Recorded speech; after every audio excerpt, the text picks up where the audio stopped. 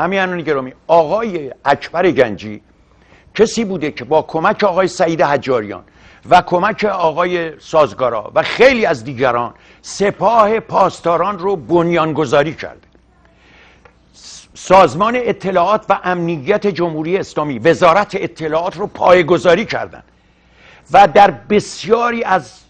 رفتار و کردار جمهوری اسلامی و عملیات جمهوری اسلامی ایشون شرکت مستقیم داشته. از جمله ایشون کنسول ایران در ترکیه بوده زمانی که همین آقای منوچهر متکی جانی وزیر امور خارجه احمدی نژاد در اونجا سفیر بوده. زمانی که آقای اکبر گنجی در ترکیه کنسول بوده، بسیاری از روشنفکران و میهن پرستان ایرانی، بستگی داره به هر سازمانی که بودن،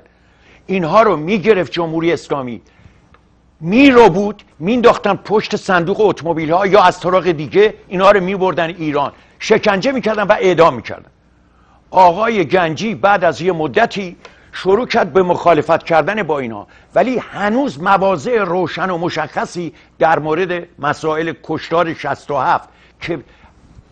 اشاره میکنه ولی نمیگه چه کسانی دست داشتن، نمیاد بگه که آقا بنده هم در بین اینها این کارا رو کردم.